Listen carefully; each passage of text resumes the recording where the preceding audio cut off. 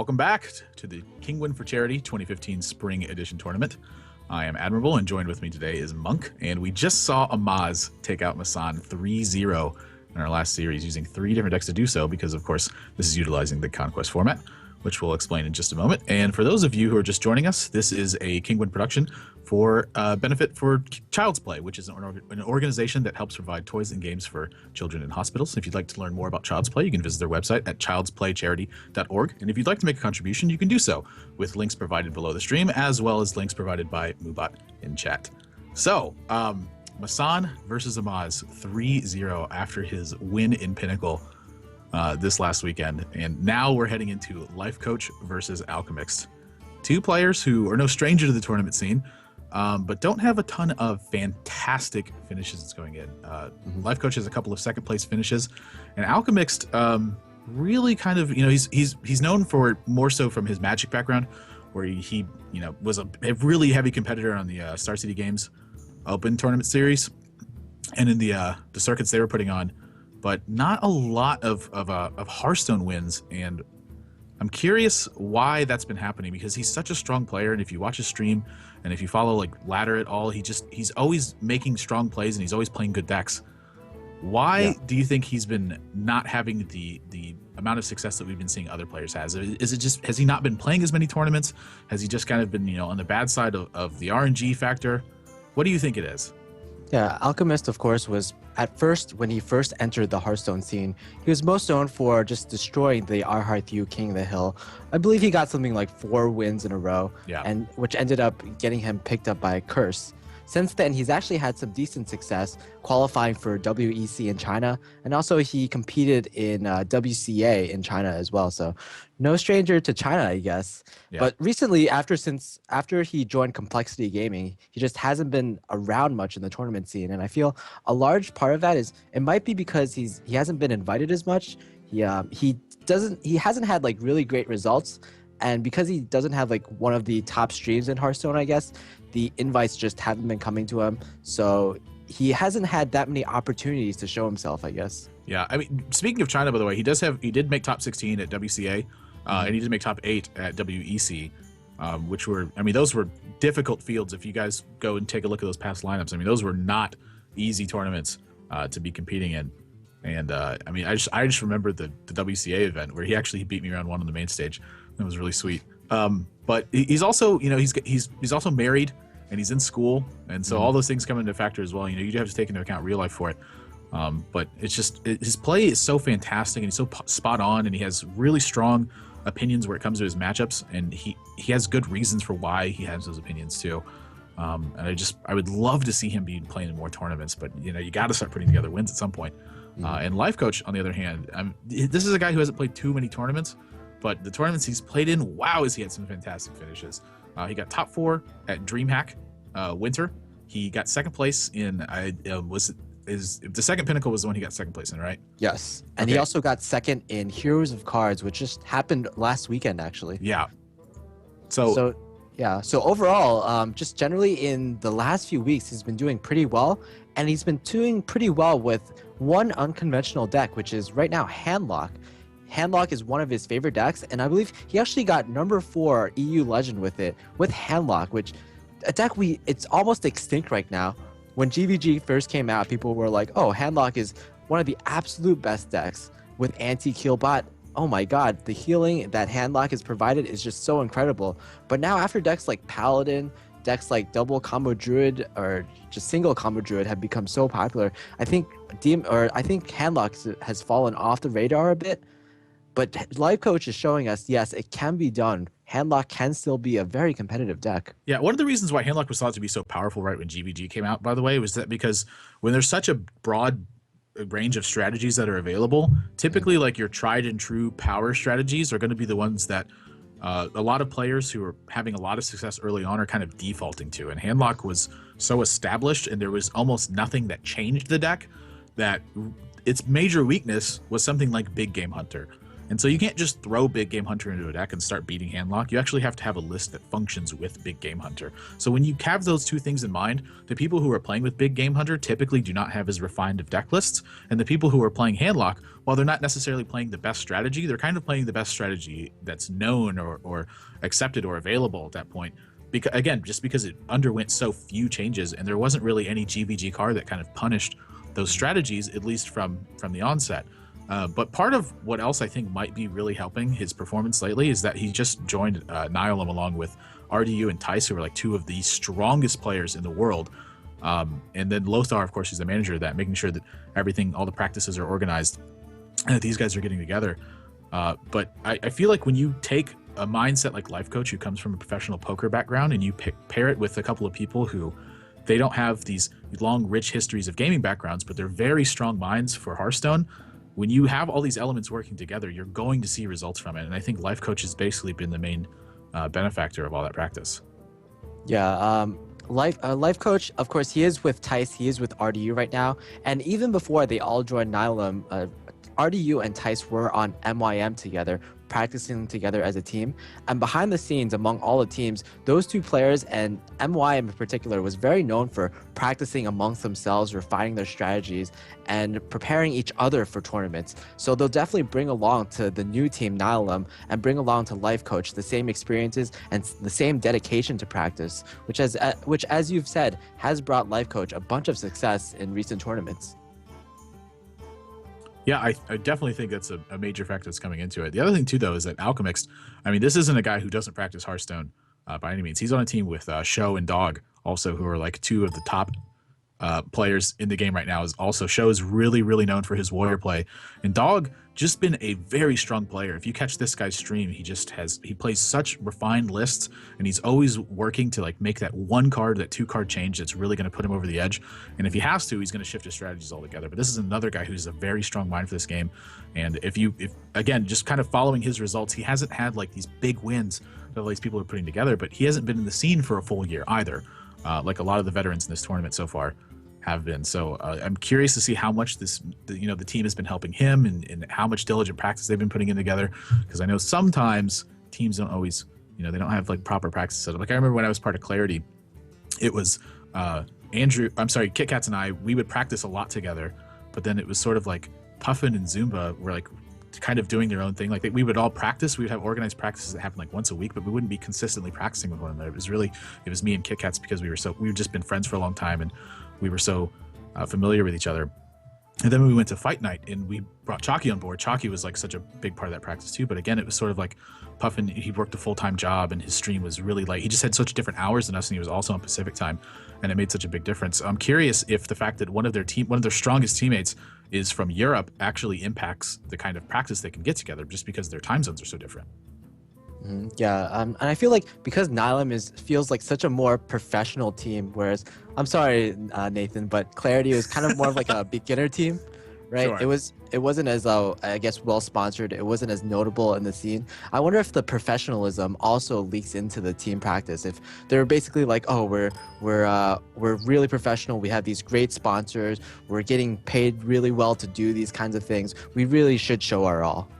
Yeah, the other thing that Nihilum has going for it too is that they're all from Europe, so they're all in similar time zones, and I don't feel like it's making that big of a difference in terms of like organizing practice. It's a lot easier to do when you guys are all on the same schedule.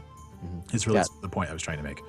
But yeah, the games are about to begin, but one final point before we get into them is that I really like how both players are kind of bringing their signature decks. Lifecoach, of course, probably will be bringing Handlock. Alchemist is going to bring Warrior. Not many people know that he's known for bringing Warrior, and he's also known for bringing Hunter, especially aggressive versions of Hunter. We're going to see Hunter in this opening match between Alchemist and Lifecoach, and indeed, it is going to be Face Hunter. Yeah, no surprise to see him play Face Hunter. He actually, in my experience playing with and kind of watching Alchemist play, they got a very polarized style. He likes to play heavy control decks or really heavy aggro decks, and sort of the in-between is where he likes to stray away from. So not a really big surprise to see him bring Shaman and Warrior, which I anticipate the Shaman is again going to be on really opposite ends of the spectrum. Either it's going to be really heavy control, or it's going to be like one of the mech-oriented strategies that uses Whirling Zap-O-Matic and tries to end the game as early as possible. In Lifecoach, this is something we see from him over and over again. He just plays what are very statistically efficient cards that he wants to scale to the mid game and scale into the late game and just have power plays basically the entire way through. Yeah, both players, they have fairly good hands, and that's pretty common for aggro decks. But I think the key card out of everything that we've seen so far is that Annoyotron. I think it is the absolute best card, the best turn 2 you can get as the Mech Mage against the Phase Hunter. The 1/2 body with the Divine Shield, that's going to block at least 2 attacks no matter what. Yeah, having Taunt on that's a big deal too. I mean, Argent Squire is already pretty good against Face Hunter decks, I would say, but then you add Taunt onto that, and it's just such a nightmare. Alchemixt normally, I think, would have a pretty strong opener with this Leper Gnome and following it with either Glaive Zuka, Eagle Hornbow, or Animal Companion, just depending on whatever the circumstance calls for. But I think, like you just said, this Annoyotron is really going to work to shut down this opener. Yeah. Also, in Lifecoach's hand, we see a Piloted Sky Golem. That's not a card we typically see from Mech Mage, but I think that's kind of more of a Nilayam special. There's like one card in Mech Mage out of the 30 cards that's kind of like a card that you switch out sometimes, and that's the Azure Drake / Lotheb spot. And Piloted Sky Golem can also be used in that spot, but it's just not as common. But we do see Lifecoach employing it from time to time. Yep. Also true to Lifecoach is making sure he takes his time to get everything done exactly how he wants it to. And this Mech Warper, I think Glaive Zuka might be one of the things he's not accounting for when this Mech Warper comes down. And so not quite as big of a swing as we normally would see. Ironbeak Owl got picked up, by the way, so Annoyotron would have gotten equally punished by that. But Glaive Zuka, you know, it's a card that you're not always going to see, I think, in Face Hunter decks, but it is going to be there from time to time. So I think I would tend to agree. I think the play that he chose to go with is opposed to the Annoyotron play, when all things considered, is probably a little bit better than the Annoyotron, just because you expect to see Ironbeak Owl almost every single time, and you don't always expect to see Glaive Zuka. Yeah, and another factor might be that even though the Mech Warper doesn't actually have Taunt like the Annoyotron does, the card text might as well read Taunt. If you let a Mech Warper stay on the field for way too long, then it just kind of snowballs, and you can probably be blown out of the game even as a Face Hunter. Yep. And of course, Animal Companion always summons Huffer. Why not? I also feel like in a spot like this, it's important to, I think, for Alchemist to not trade here. Like something like a fear of Goblin Blast Mage is certainly in his mind. But when you're playing these sort of aggressive strategies that tend to make what appear to be more reckless plays, you can't really afford to play around cards. You you hope your opponent doesn't have them, and you see a tremendous risk versus reward come into effect, where when Lifecoach has something like Goblin Blast Mage, he has really high benefit from it, but when he doesn't have it, he's often going to get punished. Yeah, that's kind of the mentality that I've actually learned from talking to Chalky. He's like, he's basically like, what he says is you either have to force your opponent to have it or he doesn't have it. And if he doesn't have it, then you probably win the game. Right now we see 2 great cards coming down. The Mad Scientist will probably summon maybe not that great of a card, but it'll allow him. It's just that the mirror entity that comes out of the Mad Scientist is just always so valuable, almost no matter what. Yeah, Face Hunter, I would say, is one of the matchups where it's not as important. And this Lifecoach we saw here, he decided to initiate the race with Spider Tank instead of like trying to pick off either the Huffer or the Leper Gnome here. Wow, Goblin Blast Mage gets drawn, and Alchemist. Oh my gosh, this could be so bad for him right now. It misses the Huffer, so a little bit of benefit. He saves 1 minion off the board, but his entire board's been swept now.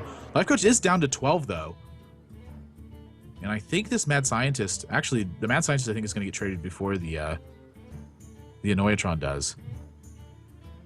Yeah, I think that's a fair assessment. Mirror Entity means pretty much any Wolf Rider or any minion that Alchemist summons on the field. It's going to get like 3 to 4 damage in, but what that also means is his opponent on the next turn, he's also going to get 3 to 4 damage in. Yep, so Eagle Hornbow almost certainly going to be the play here. Alchemist is going to be very aware that it's Mirror Entity on Lifecoach's side of the board. I would be shocked if it wasn't Mirror Entity.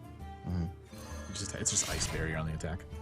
Yeah, when Mech Mages first came out, people were experimenting with like Counterspell, with Duplicate, but then people began figuring out, hey, Mirror Entity is really the only secret I want, and it's it's so much the secret I want that Tice in one of his mech mage decks actually only threw in one mirror entity. You don't actually want to draw that card, but you really desperately need it off the Mad Scientist. So Lifecoach doesn't have enough damage to end the game here, and that's actually going to end game 1 because Alchemixt has a ton of charge damage in his hand to go along with the Eagle Horn Bow. So Lifecoach so close, one fireball away from being able to end the game. And actually, it's so funny that this spider tank attack going to face instead of going into the Leper Gnome gave him the ability to potentially draw a fireball and end the game. So I think some strong foresight there from Lifecoach, but just enough damage for Alchemist to end this one. And I imagine he's not even going to show Wolf Rider. Lifecoach, yeah, he's just going to concede this one. So Hunter is in the books. Alchemist no longer has access to that. This is Conquest format. So you have to win one game with each of your decks, and the decks you win with become locked as opposed to the decks you lose with. So Lifecoach does have the option to swap it up for that one, but this game looked like it was pretty straightforward. The only real differences in line I think that could have been taken were on Lifecoach's side, where he had the option to play a Noyatron or to play Mech Warper on turn 2, and then also where to attack with the Spider Tank.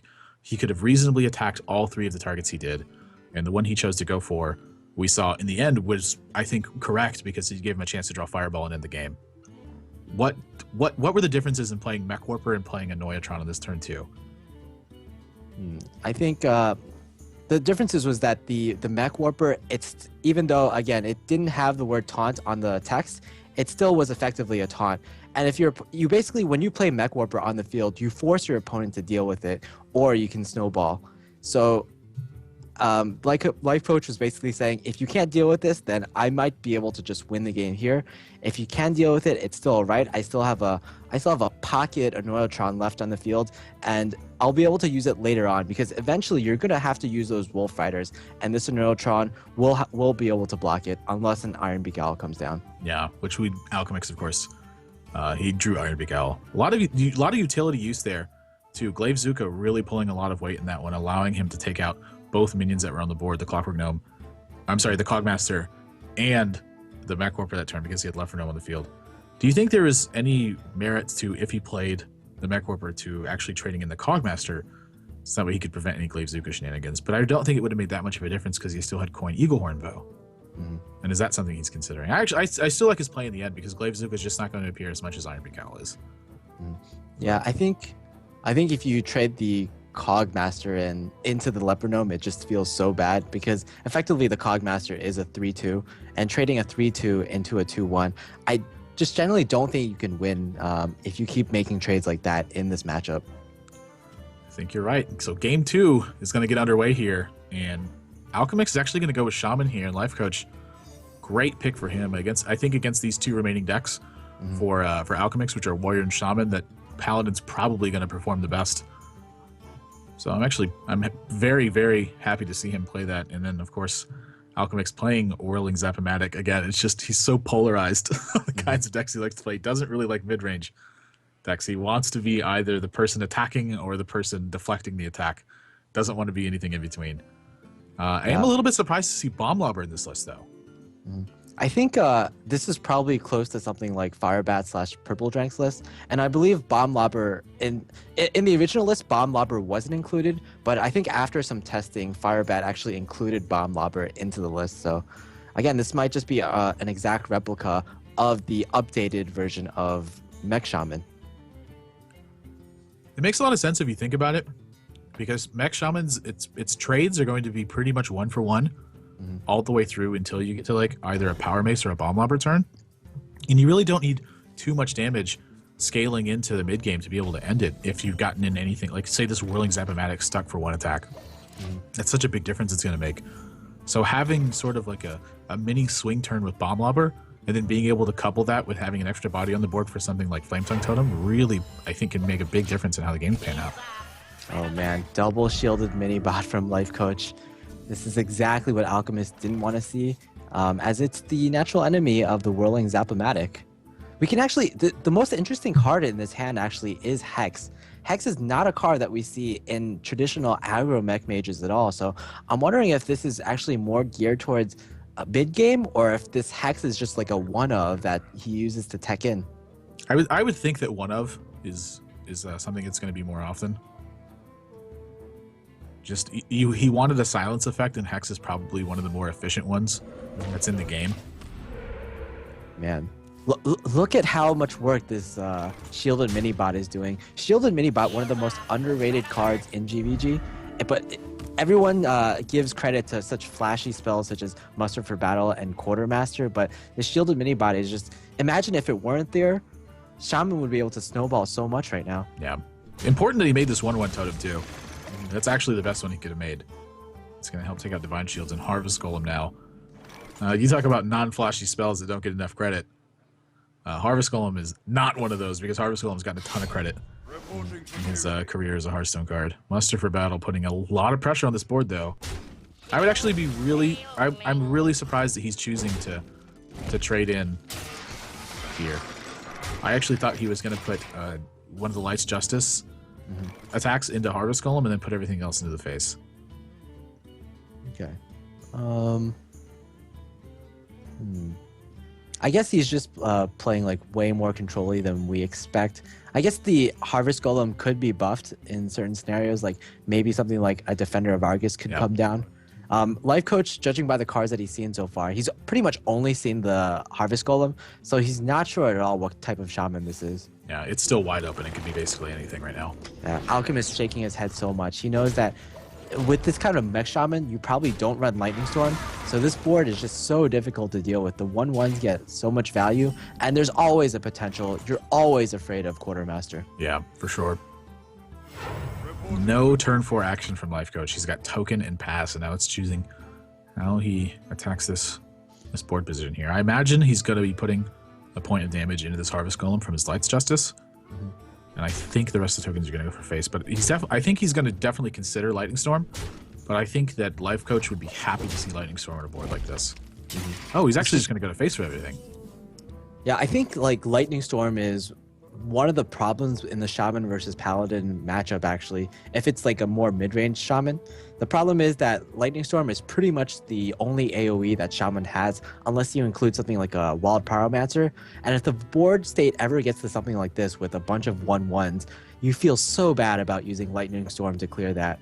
Lightning Storm, which is effectively like 5 mana to clear 4 1/1 tokens, not really what you want, but these 1/1 tokens with the potential Quartermaster is just so threatening if you don't deal with it. I think we're looking at a totem here. And I think he's going to follow it up with either Power Mace or Spider Tank, and I think I would like to see it be Spider Tank. Wow. Power Mace. If he attacks these tokens here, it's a testament to how big of a fear of Quartermaster he has right now. Yep. I think it's exactly what's happening. How much do you think Alchemist wants to actually hide his Mech Shaman cards? Like, none of the cards that he's played so far reveals that he's playing like more of an aggressive Mech Shaman. But if he throws down either that Whirling Zap-O-Matic or that Cogmaster, these alarm bells will definitely be going off in Lifecoach's head. Yeah, the jig is sort of up at that point. I'm curious if I like Cogmaster more or not. If he has Quartermaster, this gets punished. If he doesn't have Quartermaster, this is fine though. So if your fear is Quartermaster, I feel like this is a little bit inconsistent with that line. I think what he's thinking is that in order for him to win, because he's so behind right now, he needs to get some value out of the Whirling Zap-O-Matic, I guess. Yeah, I think that makes a lot of sense, actually. Because he is really far behind. Again, we're not going to see like Azure Drakes. We're not going to see like Manatide Totem. Anything like that. It's basically like what you see is what you get. This Hex, though, really pulling a lot of weight here. Yeah, and it is. It actually means that Alchemist will be getting board control back. But after Hex is used, we're going to have some Pilot Sky Golems, some Dr. Booms. If indeed this Hex is a one-of, as we have speculated, then, oh man, how is he going to deal with everything else? I think you go with the Whirling Zap-O-Matic here, and I think you let the Power Mace do work next turn.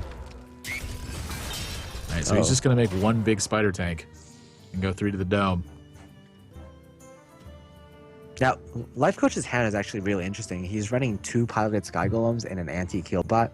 This is actually more in the line of decks that Paladin decks that Savitz has used in the past, and decks that have been inspired by a streamer named Hotform. Basically, they run 2 Pilot Sky Golems, they curve really high, they cut the Zombie Chows, they cut the Knife Jugglers, and they just run a lot of board clears, a lot of heals, and a lot of threats. Yeah, kind of like, more like Control Warrior, basically. A lot of damage being put forth here, but the potential for something like a Mind Control deck is readily available right now. But Mind Control deck would be the only play.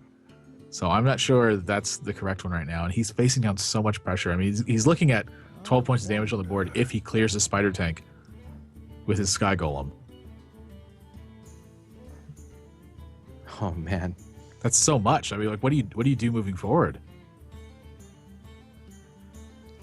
I think you can do something like afford to attack one of the boombots, hope that it does like some amount of damage that's less than 4 to your piloted Sky Golem, trade into the 5/6, hope for a really good piloted Sky Golem drop.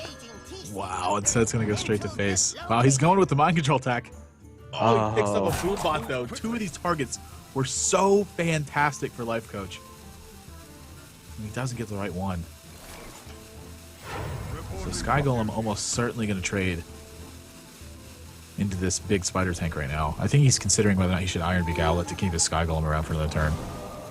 But instead he's going to Iron Beak Owl this Cogmaster, which I think is right. Just pull 2 damage off the board.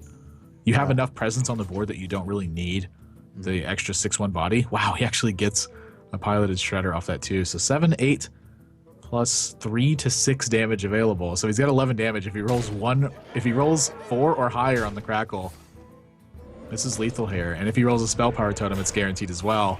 And he's just going to go for it no matter what. Crackle. It crits just enough.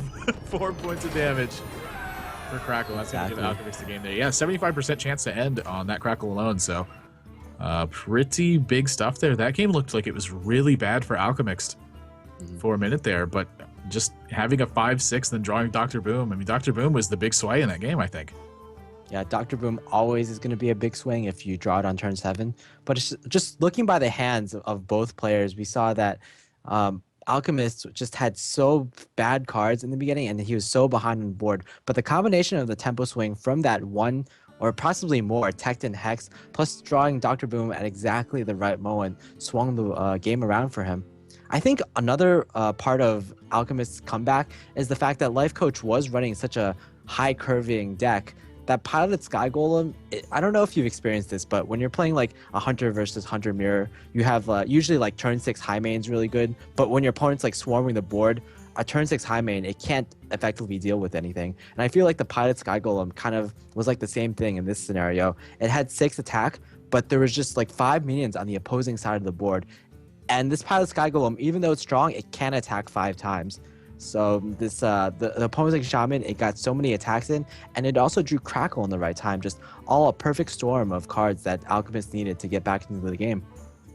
Yeah, pretty much everything going right for him. I think the Hex is really a big turning point there too, like you mentioned. I want to talk about that turn 7 where he chose to go with Mind Control tech, because there were a lot of different lines available to him here. And one of the ones that stood out to me was Iron Beak Owl on the 5/6 Spider Tank to make it a 3/4, and then just playing Anti-Keelbot to heal yourself for 8. And that actually would have cleared more damage off the board, I think, than he cleared initially, because he still could have run his piloted Sky Golem into the 3/4 after that. I think maybe something that that Lifecoach was thinking is that if he trades off the piloted Sky Golem, he might have a possibility for actually a taunt. There are actually a lot of taunting 4-drops. We have the Sen'jin Shield Master, of course. We have the Arcane Nullifier. And we also have the Mogashan Warden. All of those would have been great. I think it's definitely something that was factored into is the way he chose to attack with that one. But either way, Alchemix up 2 games to 0 now, and he's got 3 chances to win with Warrior. And against a lineup like Lifecoach's, I don't think he's going to have too much of a trouble doing it. Lifecoach has got Mage, Paladin, and Warlock, and from what I understand, Warrior's only really going to be doing poorly, I think, against Paladin. And I would think against this Paladin in particular, like you said, with such a high, strong curve in towards the 6 and 7 and 8, really focused in that area. I think Piloted Sky Golem is one of those cards that gives Warrior a lot of trouble. Yeah, but as we can see from the opening hands, I think Alchemist is going to be very happy of what he's drawn so far. Armor Smith and Acolytes, exactly what you need to pretty much outcard the Warrior. Or outcard the Paladin, rather. Yep, Harrison Jones in Lifecoach's hand, too. So, wow, there's a Gorehowl in here, too. Wow, Alchemist better hope that he draws another weapon before he uses that Gorehowl. He's going to be in a lot of trouble. Yep. Really strong start here from Alchemixt. And I'm curious if if his curve is going to be enough to help fight off all this, because this is going to be a lot of cards that Alchemist is going to end up drawing this game. Yeah, this is pretty much the perfect start you could hope for as Warrior versus Paladin. The Paladin is going to summon 1/1 dudes no matter what, which is weak to the 1/3 Acolyte, but I think it's just something you have to deal with no matter what. Do you think he's going to make a 1/1 here? I think the thing is he doesn't have anything that can deal with its Acolyte in the next turn. I think if he had something like a Truce Over Champion in his hand right now, he would probably make the 1/1. But now if you just make a 1/1 now, you're kind of feeding your opponent a card. So I think it's just do nothing and pass here. Maybe the alternative play would be like threaten your opponent and pass. Oh, but wow. There's actually he's gonna reinforce again. What do you think is the line there? Why do you think he did that? You know, that's a tough call to make. I really don't know. I mean, this is a tough one to figure out, because like you said, he is just basically feeding his opponent another card here. I think I would have liked to see him do nothing instead. Because what are his options now? I mean, this token is quite literally just feeding him another card. Yeah, there we go. Is there any relevance to this Acolyte having a 1/2 body instead of a 1/1 body? I guess, you know, that actually trading into that Acolyte might have been good, because now Alchemist can't Cruel Taskmaster a 1/2 Acolyte of Pain and trade it into the 4/3 Piloted Shredder. Now, if he wants to kill the Pilot Shredder, he needs to kill off his 1/3 Acolyte of Pain. Yeah, I mean I guess that's really the major difference is having a 1/3 versus a 1/2.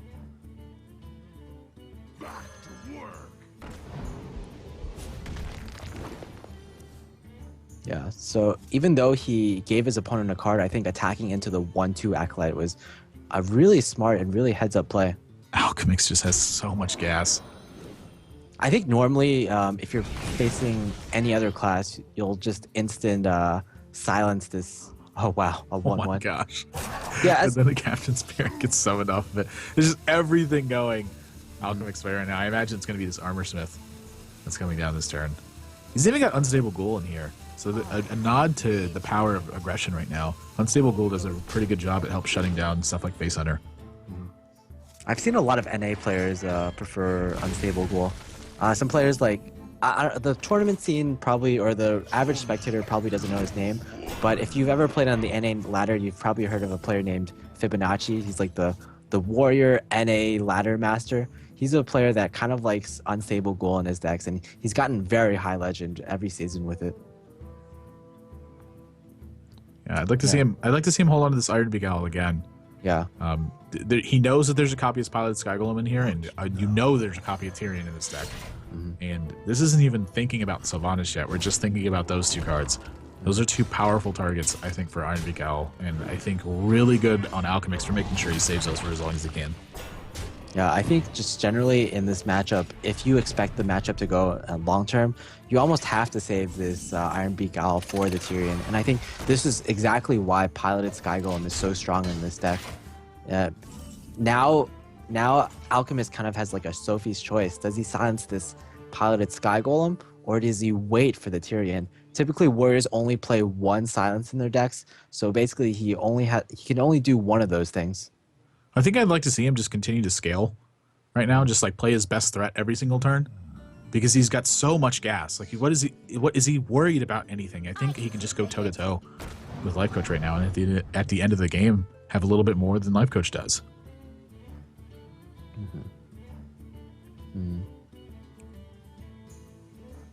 What is he thinking of now? Maybe he's psyching out his opponent, but I think this Armor Smith is a clear trade into the slime. He may be trying to give the impression that he has something like Inner Rage in his deck by taking his time here. You know, it's never good to just give your opponent free information if you can avoid it. And he knows that Lifecoach is going to be thinking about those sorts of things too, so I think it is important to be considering. Dr. Boom is going to come down, yet another threat. I think typically this deck, you can consider not running Dr. Boom in the Paladin deck because it's probably going to be your only creature in the deck that's over 7 attack, which obviously is going to be vulnerable to BGH, but a lot of players have been thinking Dr. Boom is just so good that even if it gets BGH'd, I'm still probably okay with that. Yeah, and that's sort of my experience as well, is that BGH obviously can hurt when you're playing Dr. Boom, but more often than not, it ends up kind of being a little bit more favorable for the player who actually played Dr. Boom. Because if he gets the actual like minion combat damage from the Boom bots, on average, they're pulling 7 points of damage from a battle cry, which is just so much. Yeah, so this is a pretty strong rolling turn here. Going to be losing potentially a lot of life, and Lost Tall Strider gets summoned. Yeah, I think it's definitely one of the better ones. It can contest anything the warrior can play right now, if it's a Sludge Belcher or a Shield Maiden. Yeah, that's it's just so perfect. That's actually pretty brutal. And then this Kel'Thuzad just gonna just able to do so much work now. Is he getting a better Kel'Thuzad turn than this? I think like any value you can get out of Kel'Thuzad, you just probably go for it, to be honest. I mean, he's killing a 5/5 and putting 11 power and 12 health on the board with 1 card. Much better you can do exactly. for that small amount of mana. And Alchemixt actually does not have an answer to this Kel'Thuzad straight away other than Ironbeak Owl. And I think he really doesn't want to Ironbeak Owl this because it still leaves a 6/8 body behind. He's actually pulling any stats off the board. He needs to shield block, hopefully draw into Shield Slam. It's Gromosh. So no execute, no shield slams this game so far for Alchemixt. Unfortunately, Kel'Thuzad is just slightly out of Gorehowl range. 1 HP out. Now, if he does play this Sludge Belcher, though, you're likely going to see this get run over by both of these minions. And it's actually, unless Lifecoach chooses to equality for some reason, this Lost Tall Strider is not going to die. So you set Kel'Thuzad up for dying to something like Gorehowl, but he's got to account for what Lifecoach is going to do on 9 mana. Like, is he going to fall too far behind if he makes this style of play? But frankly, when you look at his hand, he doesn't really have another option. No, he doesn't. One decision he could make is to go for the lay on hands this turn, actually.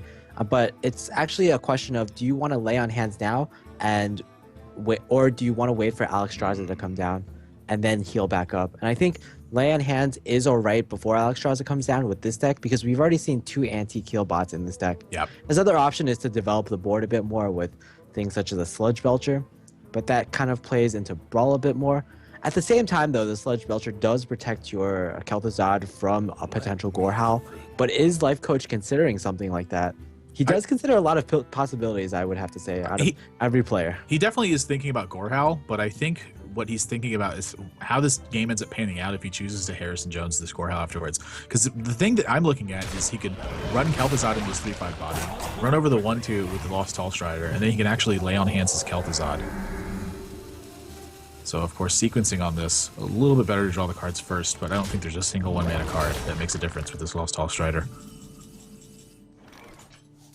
So still a 6/8. Shield Slam finally gets drawn.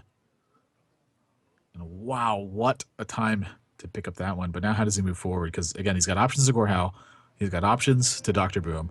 And he's got to think about what Lifecoach is going to have available on 10 mana now. He's thinking about Big Game Hunter. He's thinking about Harrison Jones and Tyrion and all these other cards that are going to be possibilities. Shield Slam, I think, is a no-brainer.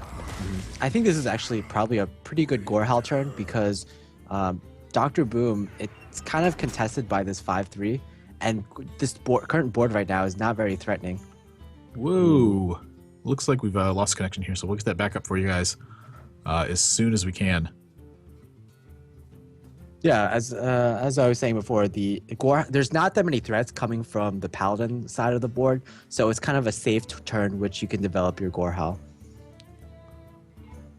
The weakness of Gorehowl is usually you develop it and then you die over the next 2 turns because you spent 7 mana putting a weapon into play, and then you have to keep hitting stuff, so you keep taking damage. So right, that's definitely, like, I think part of the weakness of that card is when, like for instance, when you're facing something like Druid and you're getting down into like the 14 to 18 range, if your opponent has a minion out, Force Nature and Savage Roar is going to kill you. But when you're playing against something like Paladin, they don't have a ton of reach. So one of the worst things that can basically happen is Harrison Jones coming down, which is going to give your opponent a card, but you're fighting this really long-winded card advantage battle as it is.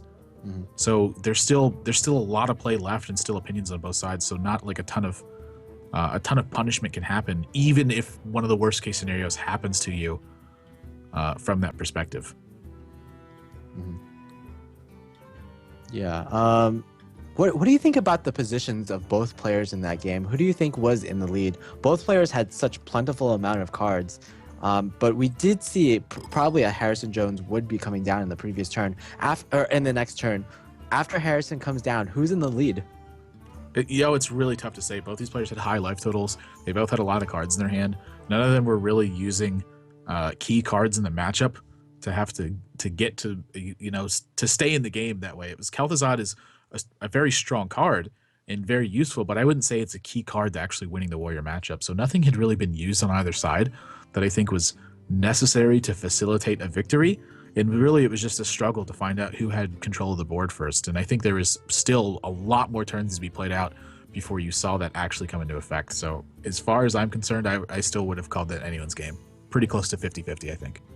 Yeah, I probably agree. Maybe giving a slight advantage to Lifecoach because I believe he got slightly higher than average value out of the Kel'Thuzad and slightly higher than average value out of the Pilot Shredder. So these games that often turn into fatigue games where everyone is drawing all of their cards, it's a lot about who can just eke out the most value out of all their cards a bit more. Yep, so we saw get to this point, Harrison Jones certainly was used on a weapon of some sort. And this is the board state we've ended at. So execute onto Harrison doesn't feel the greatest. But Ironbeak Owl, I think this is actually really close to ending the game. If Lifecoach doesn't answer this. So Anti-Keelbot almost certainly going to be coming down this turn. But how does he pair that? I think Anti-Healbot is probably a great play, but I don't think it's completely necessary because there's no way for Warrior to get if he clears this Alexstrasza, there's no way for the Warrior to get past this taunt and also lethal his opponent unless he's running something like Inner Rage. Right. He doesn't actually have a way to clear this Alexstrasza other than Equality, though. And so if he uses Equality, I mean, you're taking a lot of health off your own Sludge Belcher when you do that.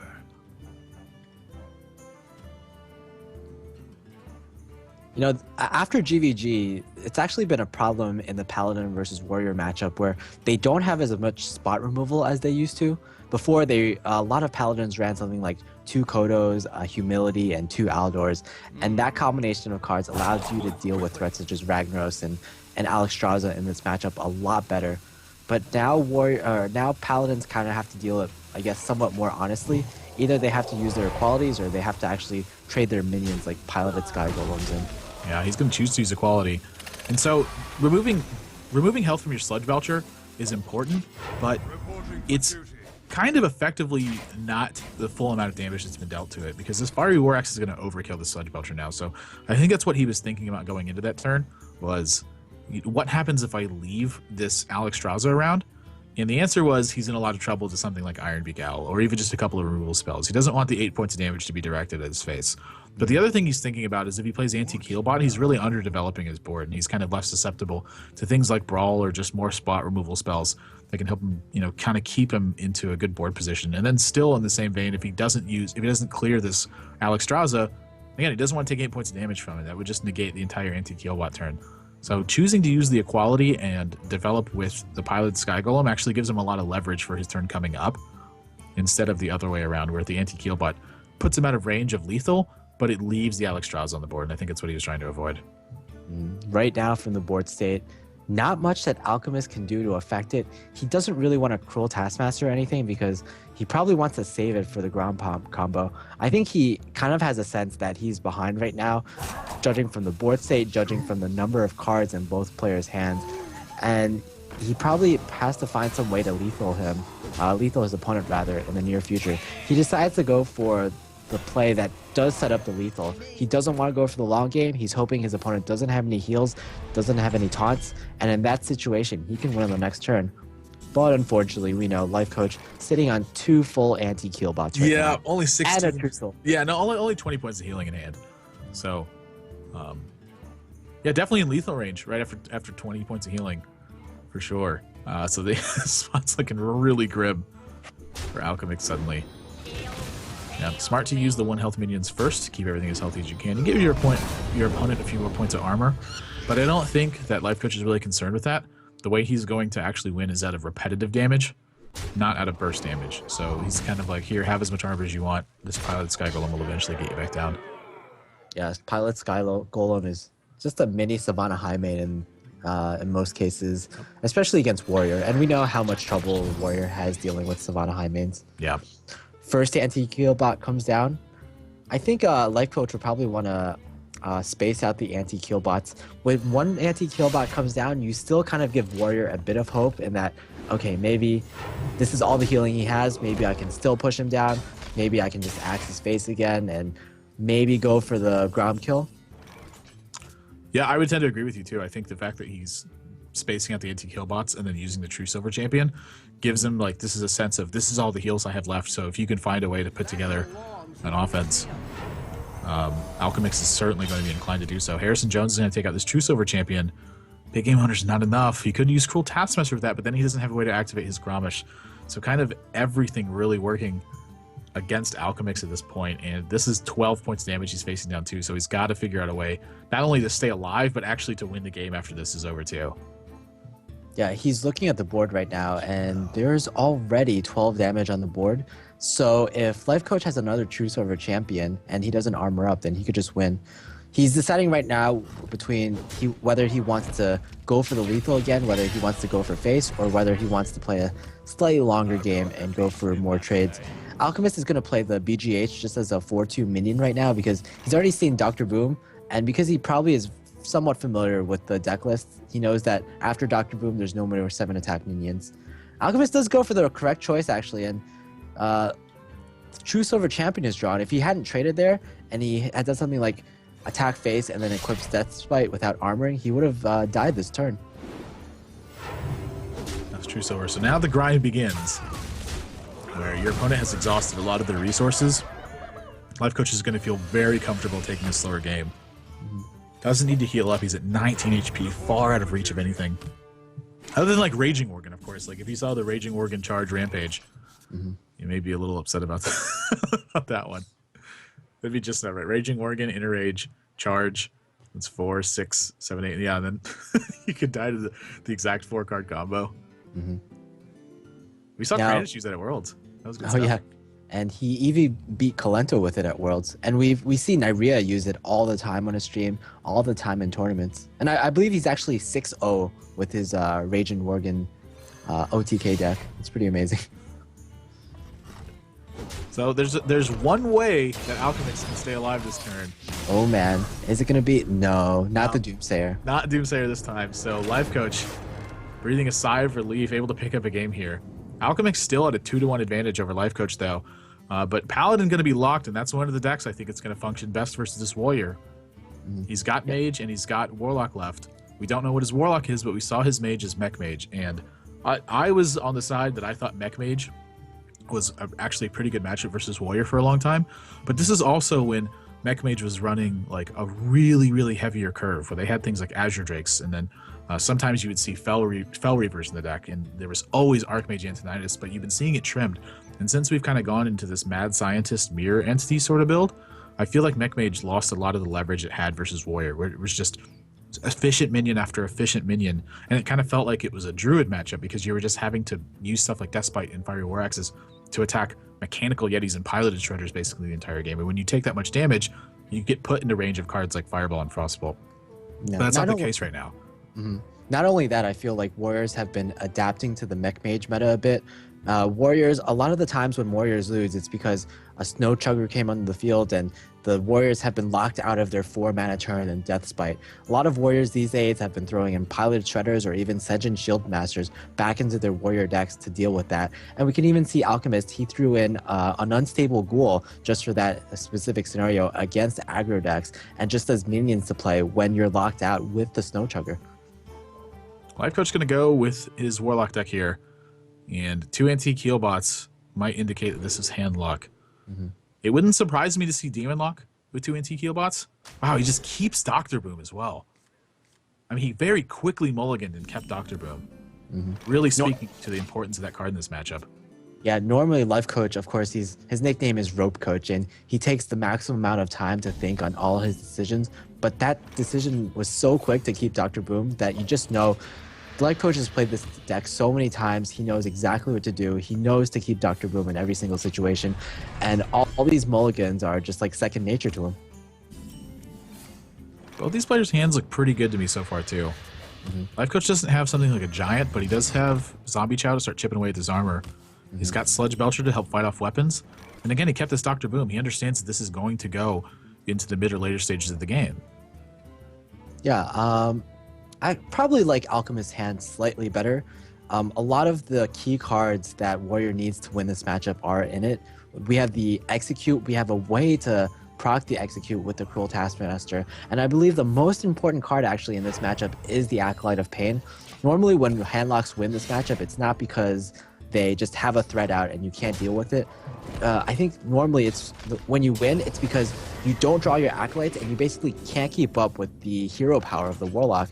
You need those Acolytes, you need that guaranteed card draw, and that's exactly what Alchemist is setting up right now.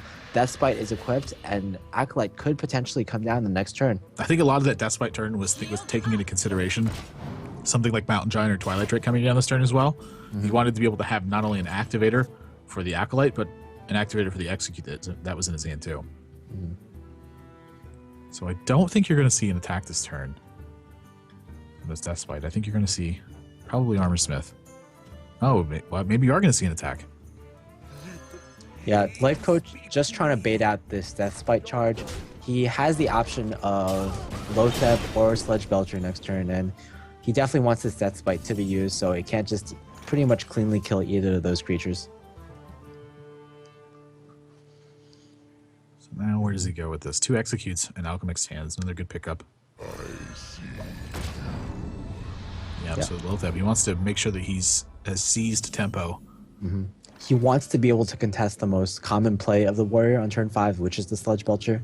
He had the decision to play either Sludge Belcher or Lotheb there, but I feel like this is superior because now Alchemist pretty much can't play Sludge Belcher. Although he does have a better play right now. Yeah, drawing back-to-back Fiery War X's is not what he wanted to draw, but one of them was, I think. Ooh, get Sylvanas too. Yeah. And this is also not a common scenario that we see in this matchup. The first Acolyte of Pain that Alchemist has drawn in his opening hand has drawn 3 cards. How often do you see that, right? It's pretty rare that I think you get the full 3 draws off of Acolyte of Pain. Were you playing when that card was a 2-4? Or were you paying attention to the game when that card was a 2-4? I think that was before my time. Yeah, 2-4 Acolyte of Pain was something else. Let me tell you.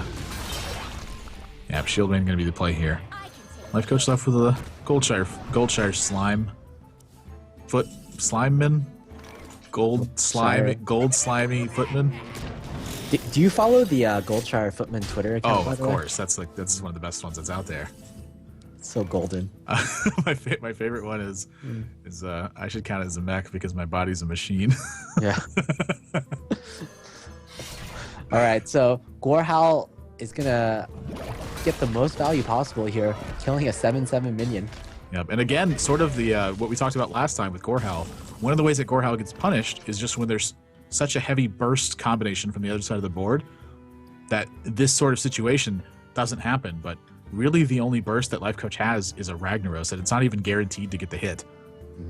Yeah, back in the day when people were running Leroy, Power Overwhelming, Faceless Manipulator, Soulfire, this would have been actually a very dangerous situation from Alchemist. Yes. But right now we can see not many burst cards in handlock. So Alchemist is, even though he's at 17 health, he's going to feel pretty safe right now. You know, when that happened, there was one of the Tavern Takeovers, Nimsh, he just killed his opponent on turn 6 with handlock because he had Leroy and he had power overwhelming and he had 2 soul fires. So he just goes for it and just kills the guy with like 20 points of burst on turn 6 from handlock. So he's going to go with Ragnaros anyway. And I actually like this. I think this is probably one of the best ways he has to leverage anything. Actually takes out the Shield Maiden, and I would venture to say he wanted a different hit. Big Game Hunter straight away from Alchemixt, though. I mean, that's got to be one of the best draws in the deck. Mm-hmm. Do you kill a Boombot, though, with your Gorehowl? I'm curious if you play Armor Smith before you do it. Or maybe even 2 Armor Smiths. I think I would like to see him play 2 Armor Smiths before he chose to kill a Boombot. Yeah, I kind of like that too. Armor Smiths are not really that valuable in this matchup, but when they can tank some Boombot hits and potentially give you some armor, I think that's as much value as any, I think. Yeah, I think what's really happening here too is that this Gorehowl has potential to get a lot more value, and it's if he's able to stabilize his health total. So Armor Smiths are going to help him do that. Big Game Hunter is going to help him do that by saving him more life. And now something like Mountain Giant is just already checked because of what's happening on the board here.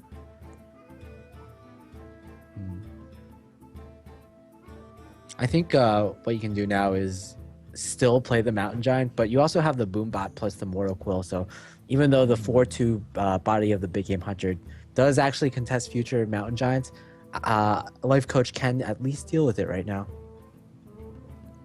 This is a really tough turn to navigate. He's got so many options available to him. Yeah, not only does he have the Mortal Quill, but he also has a potential for Hellfire. And Hellfire in this matchup, it's not the best card, so I think any value you can get out of it is good value. Yep. So things he has to account for right now. He hasn't seen Gromish. He hasn't seen an Execute. He hasn't seen a Shield Slam. He hasn't seen Sylvanas. He really hasn't seen much. It's just kind of been Alchemist really getting a ton of value from Acolytes of Pain and moving forward. So something like Hellfire here is probably necessary just to make sure that he doesn't give away too much by just playing the Mountain Giant straight away and allowing his opponent to just, get all the value he needs from it. A 1 damage Boombot is going to be enough to clear this Armor Smith. But Alchemist is at 19 now, effectively with all this armor. And again, Mountain Giant is basically directly in range of Shield Slam right now. It just would be an armor up and a Shield Slam. So frankly, when he's doing this, he just doesn't really have another viable play. Yeah, I think it's so important that that Boombot hit the Armor Smith, because if it hadn't, Lifecoach might have been forced to Mortal Quill it, and if he Mortal Quilled, he wouldn't have been able to play the Mountain Giant. If he just played the Mountain Giant into a 1/1 Armor Smith, that Armor Smith is the perfect procker for the Execute in Alchemist's hand. Yep. So now Alchemist, he pretty much has to hit the Mountain Giant if he wants to execute. Yeah, I would venture to say he's not going to be executing this turn. But his other plays are not really fantastic. I think Sylvanas is an okay one, but he hasn't seen an Ironbeak Owl yet. So definitely some fear here. And now Lifecoach knows there's no Shield Slam available now. He knows that Shield Slam would have been used on this Mountain Giant. And not only that, he can even choose to peel off the armor if he wants to. Even though the Sylvanas can be Ironbeak Owls, I think the 5/5 body is still very valuable for Alchemist right now. Yeah, I think you're almost certainly going to see Lifecoach start to peel away at this armor. Wow, Twilight Drake. That could actually be a little bit of a trap right now. I think Lifecoach does have to find some way. If he goes for a face right now and doesn't clear the Sylvanas, he has to find some way to heal up or taunt up, because he is in Gromish range right now if the Sylvanas is just left alone as it is. Yeah, I think if he plays his Ironbeak Owl, he's probably going to put Sludge Belcher behind it.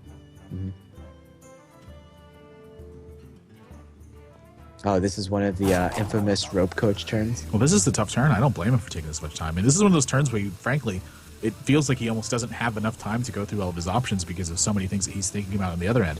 I mean, Gromish was the one that stands out the most because he dies to it, but he still has to think about, an Execute. He has to think about what happens if his opponent just draws a Shield Slam. He's going to go with Twilight Drake here, and I'm curious which 2 of these he taunts up.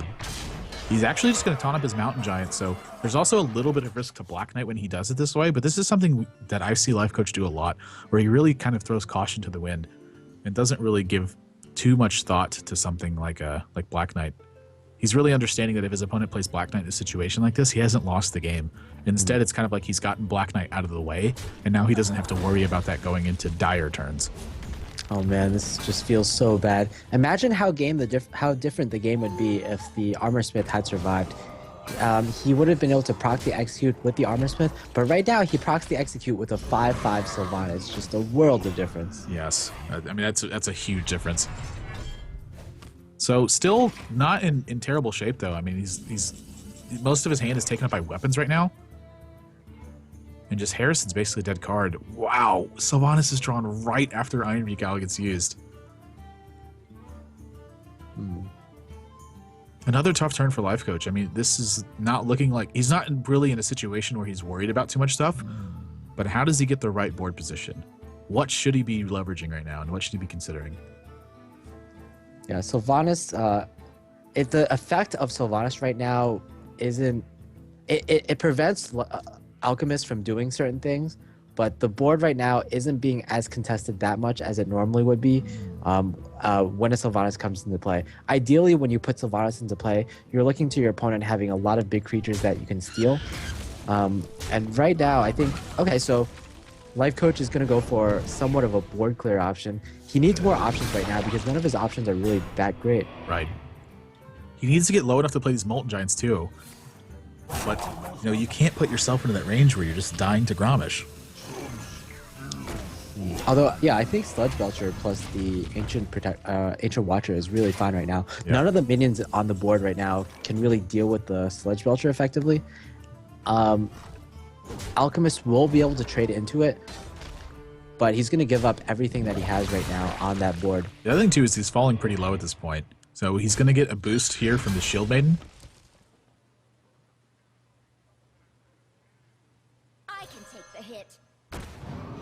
Wow, you know what? I actually think I'd like to see him play the Despite this turn. If he plays Despite and then he draws Grommash, he can replace his Despite with the Fiery War Axe to trigger the Grommash, and then that would be lethal. If his opponent didn't fortify his board. Another thing to consider is that you've already seen 2 Sun Furies from Lifecoach, and you've already seen 2 Sludge Belchers. So the only taunt left in this deck usually is that one Defender of Argus that people use. The second Defender of Argus has been phased out a bit, so you're looking at something like a 1 in 20 for the rest of the deck. Yeah, I like to see it trimmed out a lot too. You just don't have as much room as you had before, and since you have 2 anti-heal bots, you don't need as much life total from your minions as you do just extra heal, and an anti-heal bot fills that role really nicely. Again, Lifecoach has that problem where he's at a fairly low health, low enough for some Grom combo, but not low enough for these Molten Giants to be really value, where he really wants them to get the full effect out. Yeah. 5 mana 8/8s are okay, but they're not like handlock level plays. Again, he's really worried about Grommash here. This is the reason why he's not just slamming on the Molten Giant or putting himself at such low life total. And I think Alchemist, when he's hovering over all these cards, he's trying to give some sort of impression that he's counting up his damage here, and I can't blame Lifecoach one bit for healing. This game has gone on for a very long time. Alexstrasza gets drawn. I actually think this Alexstrasza might be pointing at himself. Yeah, I guess letting your opponent down to 15 HP is kind of a problem. You see your opponent's hand looks really clunky right now, so if I were in Alchemist's position, I would definitely suspect at least 1 Molten Giant in his hand. The other problem with this Alexstrasza too is because if he's paid attention to Lifecoach and his handlocks in the past, there's a lot of times that we've seen 2 big game hunters show up in this deck. And so if your opponent's hand's clunky, stuff like Molten Giant, stuff like Big Game Hunter, this is what's going to be in his hand. And that's not even considering Siphon the Soul.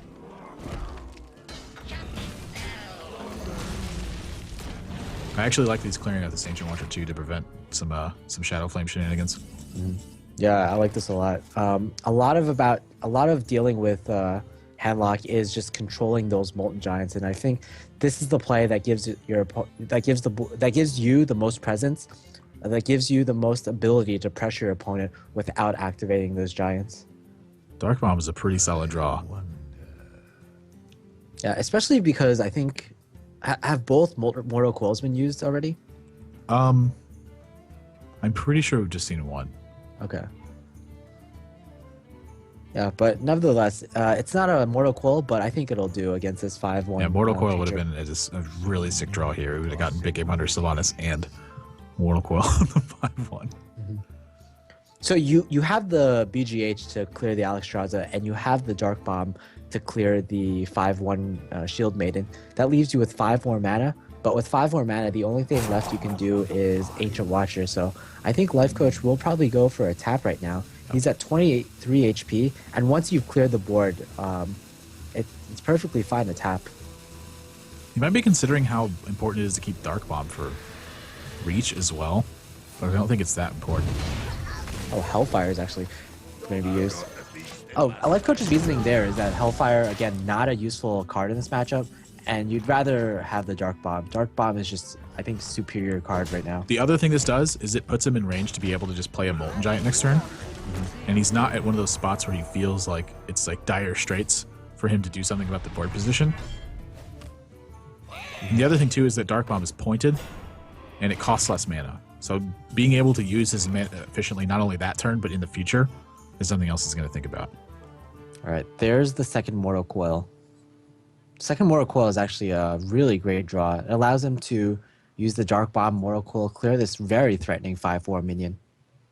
You know, Grommash isn't lethal this turn unless he's got either a Fiery War Axe or a cool Taskmaster to proc it. So there's a chance here that he doesn't really do much about this board position and instead goes for development.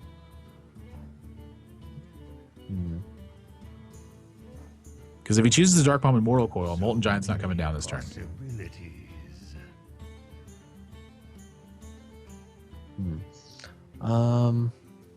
You still, after you Dark Bomb and Mortal Coil, you still have somewhat of more defensive play in the Ancient Watcher and Defender of Argus, does that use up all? Yeah, that uses up all your mana as well, or at least most of it. Plus, if you Mortal Coil, you have the potential to draw into another card. Yep, he's looking for options still. Mountain Giant gets drawn. That's not a bad one right now. Again, he's at a safe life total, and this is a turn where he really gets a chance to play it. He doesn't have enough armor to Shield Slam here. Yep, I like Mountain Giant. That was a really strong draw. I think if he hadn't drawn Mountain Giant, I think he likely would have gone for Sylvanas. Shield Slam's not enough right now. There's not near enough armor.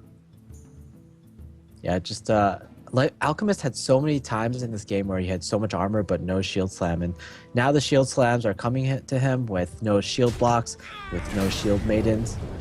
There is a free execute turn, and I think Alchemist will almost certainly re-equip his weapon now. Yeah, I think a 1/1 Gorehowl is not really going to get much done. This 6 attacks to minions.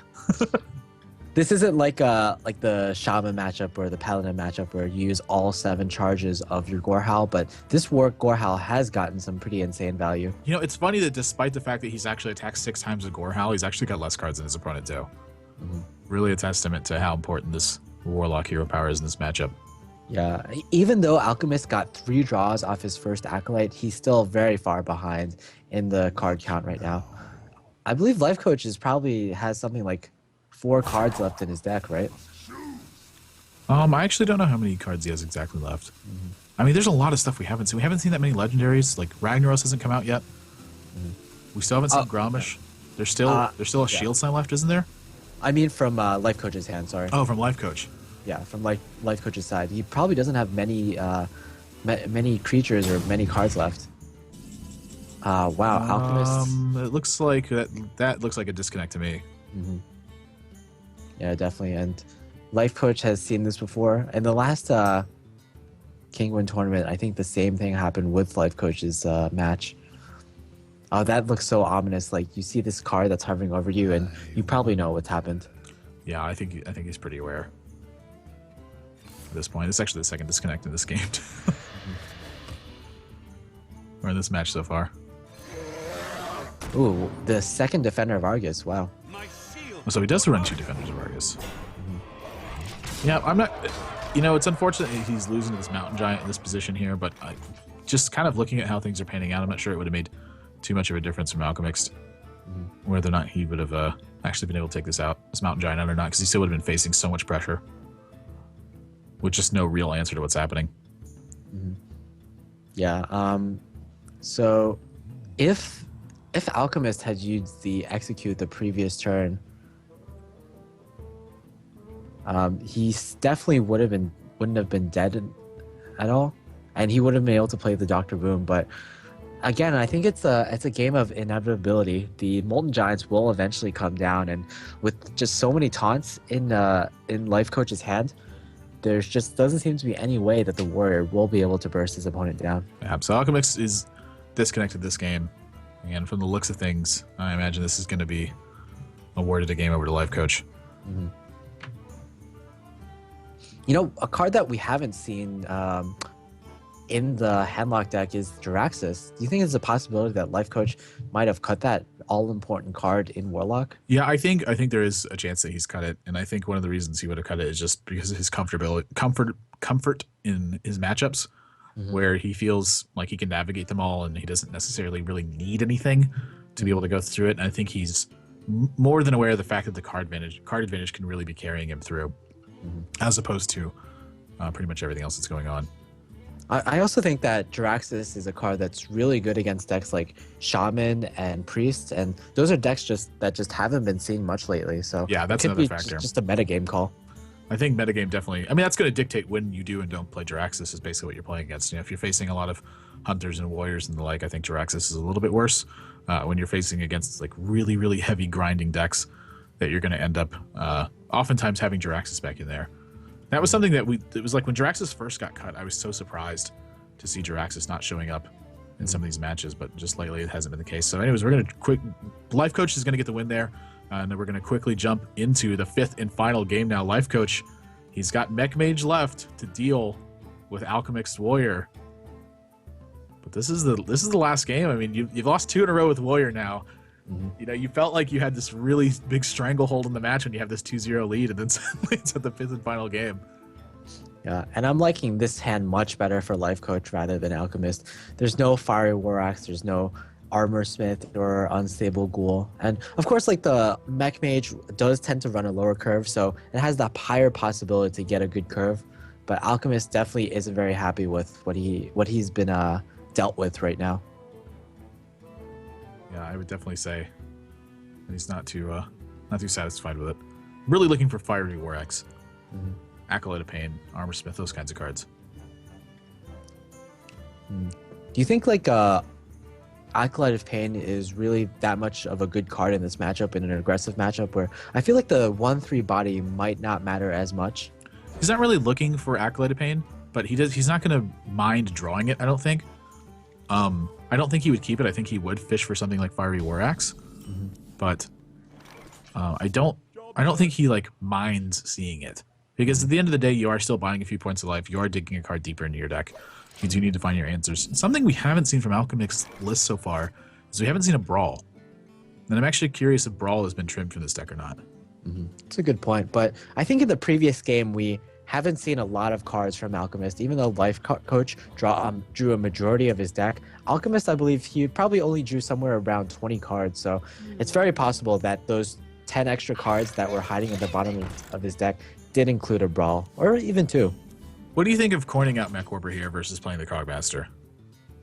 I like saving the Mech Warper in this scenario, just because this play, it kind of tests for Fire War Axe.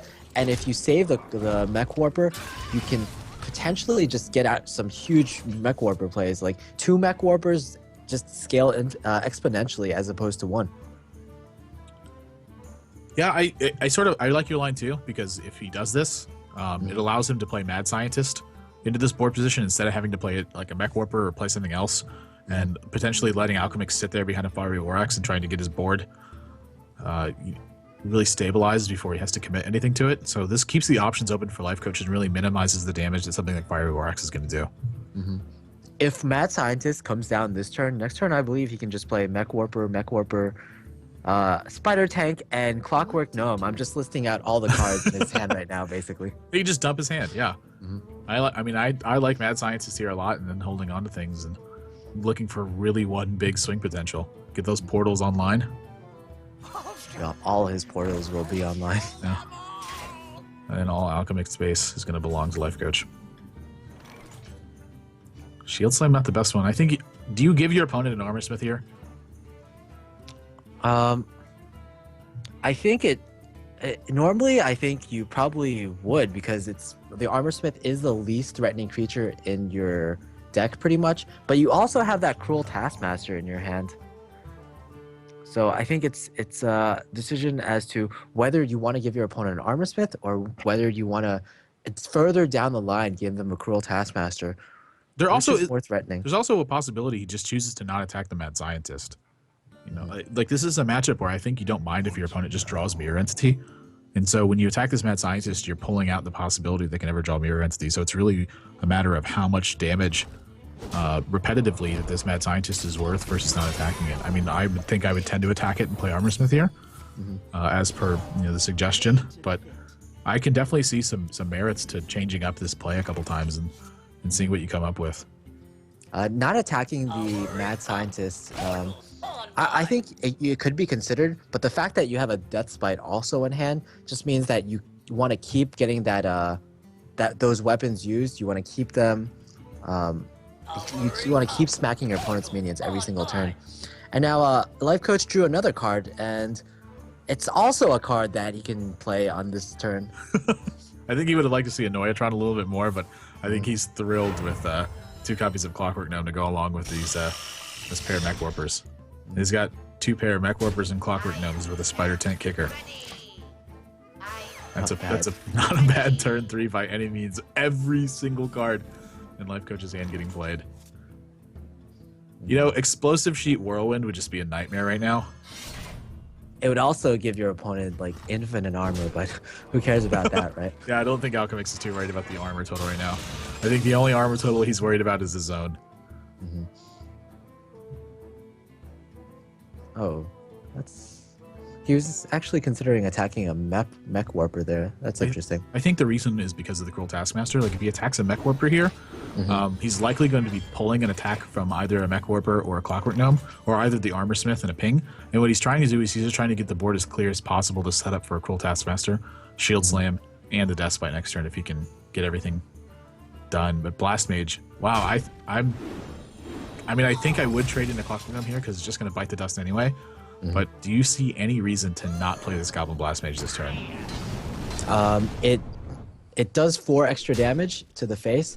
I can see your point about not playing it right now because the Death Spite trades so cleanly into it. But I think this is a matchup where you just have to go for face. You have to play those minions. I'm asking if there's a reason not to play it, which I don't think there is. I think you just go for it. I mean, this got 9 points of damage effectively out of this Goblin Blast Mage because this attack from Death Spite is going to be pointed at Goblin Blast Mage.